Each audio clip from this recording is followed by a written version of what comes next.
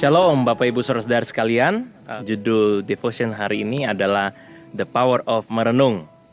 Nats pembacaan Alkitab kita terambil dari kitab Mazmur 143 ayatnya yang kelima. Aku merenungkan segala pekerjaanmu, aku memikirkan perbuatan tanganmu. Ya. Nah, sebuah penelitian pernah dilakukan di Amerika kepada sekitar 900 orang lansia untuk mencari tahu apa kira-kira yang akan mereka lakukan seandainya diberi kesempatan lahir kembali atau hidup lagi. Cukup mengejutkan bahwa sekitar 77% mereka akan lebih banyak meluangkan waktu untuk merenung.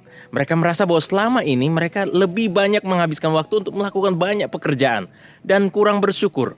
Sehingga di usia tua saat ini ya mereka lebih menyadari bahwa sekiranya mereka lebih meluangkan waktu untuk merenung, memikirkan dan mempersiapkan langkah-langkah hidup dengan lebih matang, mereka mungkin bisa mencapai tujuan hidup dengan lebih maksimal dan lebih menikmati hidup di dalam bersyukur. Sepertinya hal ini sejalan dengan nats firman Tuhan yang kita baca hari ini. Daud menyebutkan bahwa ia meluangkan waktu untuk mengingat-ingat hari terdahulu, merenungkan setiap pekerjaan Tuhan dalam hidupnya. Kalau begitu, sepenting apakah merenung itu sampai-sampai Daud menuliskannya dalam Mazmur? Coba kita renungkan sejenak. Bagi kebanyakan orang, merenung adalah aktivitas bermalas-malasan yang tiada artinya. Tetapi sebenarnya bukan itu yang dimaksudkan oleh Daud, ataupun oleh hasil penelitian di atas tadi. Yang dimaksud sebenarnya adalah melakukan perenungan, memikirkan dan mengevaluasi segala yang sudah terjadi dalam hidup kita. Membuat sebuah diskusi personal dengan diri sendiri secara kritis, apakah kita telah menjalani hidup yang tepat sesuai dengan kehendak Tuhan atau tidak?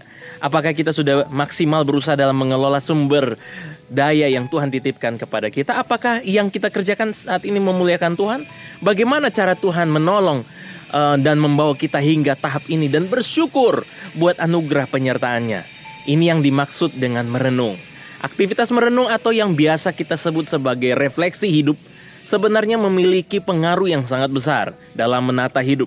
Merenung diibaratkan seperti seseorang yang meluangkan waktu untuk mengasah kapaknya sehingga mampu menebang pohon yang besar sekalipun.